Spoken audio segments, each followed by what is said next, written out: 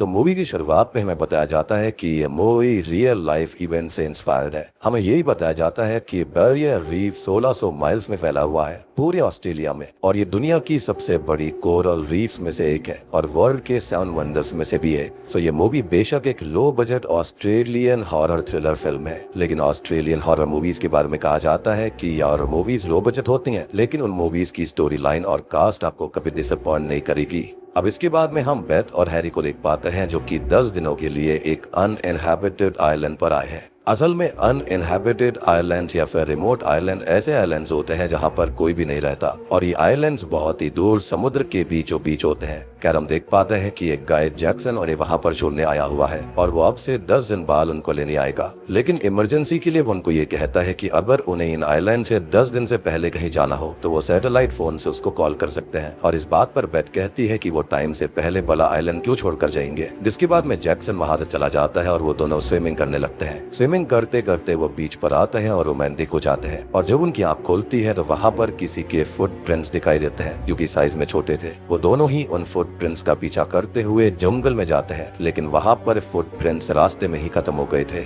जिसकी वजह से वो दोनों ही वापस आ जाते हैं। अब वो दोनों ही कैंप लगाने के लिए कोई अच्छे से स्पॉट को ढूंढने लगते हैं, और बेथ सब कुछ अपने कैमरा में रिकॉर्ड कर रही थी। उन्हें एक अच्छा स्पॉट मिल भी जाता है और वहां पर कैंप लगा लेते हैं। अब हैरी जंगल में से सूखी लकड़ियां इकट्ठा करने लगता है और उसे वहां पर कुछ हड्डियां मिलती है, और वहां पर उसे कुछ आवाज भी आती है, लेकिन वो उस पर ज्यादा ध्यान नहीं देता और वापस चला आता है। फिर वो दोनों ही अब खाना खा रहे होते हैं और हैरी बेथ को हड्डियां दिखाता है, तो बेथ कहती है कि ना यहाँ पर कोई इतना बड़ा जानवर है और ये हड्डियां बर्ड्स की भी नहीं हो सकती, लेकिन बेथ और हैरी हड्डियों वाली बात पर इतना ध्यान नहीं देते। खाना खाने के बाद में वो दोनों सो जाते हैं और आधी रात को उन्हें कुछ आवाज आती है और सोचते हैं कि शायद हवा की वजह से आवाज आई होगी, लेकिन उन्हें फिर से आवाज आती है। तो हैरी बाहर चेक करता है, लेकिन वहां कोई नहीं होता और वो वापस सोने चला आता है। अब अगली सुबह हैरी स्विमिंग कर रहा होता है और बेथ उसको बुलाती है और बताती है कि यहाँ पर कोई ना कोई तो है, क्योंकि किसी ने उसके अंडर गारमेंट्स पेड़ पर टांग दिए हैं। और वो दोनों जंगल में चेक करने चले जाते हैं, लेकिन उन्हें जंगल में कोई नहीं दिखता, तो वो दोनों वापस आकर फिशिंग करने लगते हैं।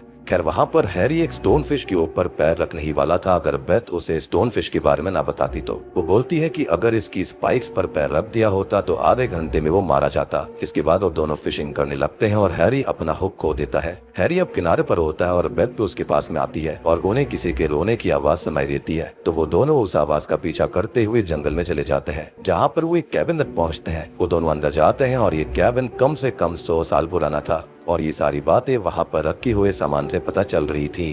अब बेथ तो बाहर चली जाती है, लेकिन हैरी वहां पर चेक करने लगता है और एक चूहा उसको डरा देता है। खैर उसे वहां पर ढेर सारी ड्राइंग्स देखने को मिलती है, और एक ड्राइंग के अंदर तो एक लड़की ने एक डंडे को एक आदमी के जेनिटल्स के अंदर ही घुसा दिया था, और ये देखकर हैरी बाहर आ जाता है, जहां पर वो दोनों किसी की ग्रेव को देखते हैं, और वो जिसकी ग्रेव है उसका नाम भी वहां पर लिखा हुआ था, और ये ग्रेव किसी कोरल नाम की लड़की की थी। वो दोनों वहां से वापस कैंप साइट पर आ जाते हैं और बेथ अपना कैमरा ढूंढने लगती है, लेकिन जहां पर उसने वो कैमरा रखा था उसे वहां पर कैमरा नहीं मिलता, लेकिन उसे कैमरा नीचे रखा हुआ मिलता है। वो दोनों रिकॉर्डिंग्स देखने लगते हैं और अचानक उनकी स्माइल्स उनके फेस से गायब हो जाती है, क्योंकि जब वो देखते हैं तो किसी ने उनकी रिकॉर्डिंग की थी जब वो दोनों सो रहे थे। और ये देखकर बेथ बहुत पैनिक करने लगती है और हैरी उसको समझाता है कि ये बस किसी बच्चे का एक प्रैंक होगा और वो वहां से शायद अब चला गया है। लेकिन बड़ी अजीब बात ये होती है कि वहां पर तो आइलैंड बिल्कुल वीरान था, तो वहाँ बच्चा क्या करेगा। खैर यहाँ पर बेथ थोड़ा सा शांत होती है और वो दोनों ट्राइब के लोगों की तरह ही मेकअप करके खेलने लगते हैं और फिर से उसी कैबिन तक पहुंच जाते हैं। वो दोनों कोरल की ग्रेव देखते हैं और बीच पर आते हैं, जहां पर वो दोनों दो आदमियों को देखते हैं जो कि शार्क पर गन से शूट कर रहे थे।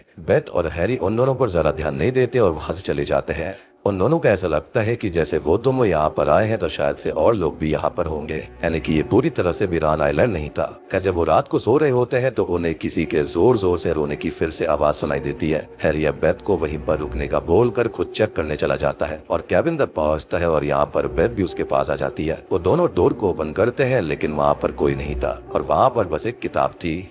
वो दोनों बाहर देखते हैं तो कोरल की ग्रेव को किसी ने बिल्कुल सही कर दिया था और उस पर एक कोरल का बहुत बड़ा पीस भी रख दिया था। वो दोनों ये सोचते हैं कि शायद उन दो बोट वाले आदमियों ने उस कोरल को वहाँ पर रखा होगा। वो वापस आ जाते हैं और बाहर ही सो जाते हैं। खैर अगले दिन बेथ देखती है कि किसी ने ढेर सारे सी क्यूकम्बर्स को वहाँ पर टांग दिया था और ये किसी बच्चे का प्रैंक नहीं था। ये बात हैरी भी समझ चुका था और वो भी वहाँ से जाने के लिए तैयार हो जाते हैं, लेकिन अब वहाँ से सैटेलाइट फोन गायब था। वो दोनों उन दो आदमियों के पास में जाते हैं और फोन के बारे में पूछते हैं, तो वो दोनों हैरी और बेथ से बदतमीजी करने लगते हैं और हैरी और बेथ वहाँ से चले जाते हैं। जब वो दोनों आदमी वहाँ से निकलते हैं तब वो फोन ढूंढने जाते हैं, लेकिन उन्हें फोन नहीं मिलता। तो हैरी उनकी बोट पर जाता है और बोट के रेडियो से जैक्सन को कांटेक्ट करने की कोशिश करता है, लेकिन नहीं कर पाता। लेकिन तभी वहाँ पर उन दोनों आदमियों में से एक आदमी आ जाता है और हैरी को बेहोश करके बीच पर लेकर आता है और बेथ और हैरी दोनों को बांध देता है। अब उनमें से एक आदमी बेथ के साथ बदतमीजी करने लगता है, लेकिन दूसरे आदमी को कुछ आवाज आती है तो वो दोनों शेक करने निकल जाते हैं और इतने में हैरी खुद को फ्री कर लेता है।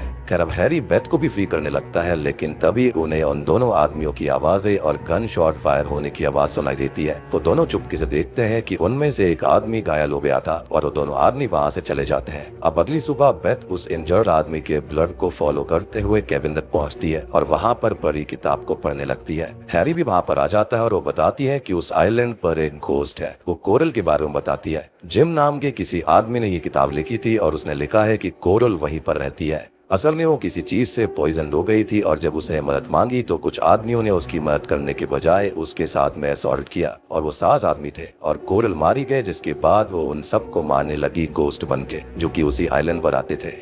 जिसके बाद वो उन सबको मारने लगी गोस्ट बनके, जो कि उस आइलैंड पर आया करते। हैरी यहाँ पर उसकी बातों को बेवकूफी समझ रहा था। जिसके बाद में हम बेथ को शेल्स इकट्ठे करते हुए देख पाते हैं और वो ये शेल्स कोरल की ग्रेव पर रख देती है और उसे कैबिन में किसी के रोने की आवाज सुनाई देती है और वो कैबिन के अंदर जाने लगती है। दूसरी तरफ हैरी बीच पर होता है और उसके पीछे हम कोरल की स्पिरिट को देखते हैं, लेकिन जब हैरी पीछे मुड़ता है तो उसकी स्पिरिट वहाँ से गायब हो गई थी। अब रात को बेथ हैरी को कहती है कि वहाँ सच में कोरल की स्पिरिट मौजूद है। तो हैरी कहता है कि अगर कोरल उस आइलैंड पर आने वाले इनोसेंट मैन को मारती है तो हैरी अभी तक जिंदा क्यों है। जिसके बाद वो खाना खाकर सो जाते हैं और रात को हम कोरल की बैग से उसकी झलक देखते हैं और हैरी उठता है और बेथ भी उठ जाती है। तो वहाँ पर एक ग्रेव दिखाई जाती है। अब अगली सुबह उन्हें एक प्लेन दिखता है तो वो सूखी लकड़ियां इकट्ठा करने लगते हैं और आग जलाकर सिग्नल देते हैं। हैरी को सैटेलाइट फोन की आवाज भी आती है और वो उस आवाज का पीछा करते करते कैबिन के अंदर पहुंच जाता है और वो सैटेलाइट फोन को आंसर करता है जिस पर किसी नंबर से कॉल आई थी। और जब वो आंसर करता है तो उसे वो आवाज सुनाई देती है जब कोरल के साथ उन लोगों ने गलत काम किया था। कोरल बहुत चिल्ला रही थी, जिससे कि डरते हुए हैरी फोन नीचे फेंक देता है और यहाँ पर अब हम कोरल को एकदम ठीक से देख पाते हैं और एक चाकू से हैरी को वो मार देती है और अंधेरे में गायब हो जाती है।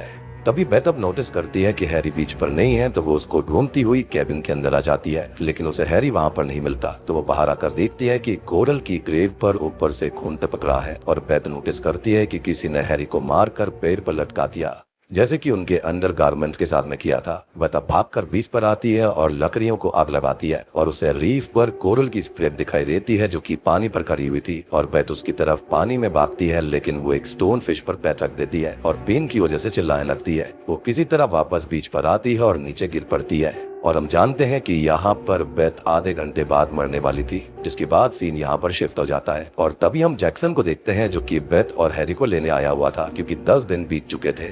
खैर वो बीच पर जाता है, लेकिन उसे वहाँ पर 2 ब्रेव्स दिखाई देती हैं और वो उन दोनों को ढूंढते हुए उसी कैबिन तक पहुँचता है और उसे वहाँ पर वही किताब मिलती है। तो वो उसे उठाकर ओपन करता है और पीछे डोर के पास बेथ आती है और जैक्सन उसकी तरफ देखता है और नोटिस कर पाता है कि बेथ मारी गई है, क्योंकि उसकी ग्रेव कोरल की ग्रेव के साथ ही बनी हुई है, मतलब कि अब जैक्सन भी माना जाएगा। जिसके बाद में हमें इस पूरे आइलैंड को दिखाया जाता है कि यहाँ पर कितनी ज्यादा मिस्टीरियस चीजें होती हैं और इसी के साथ में ये मूवी यहीं पर खत्म हो जाती है।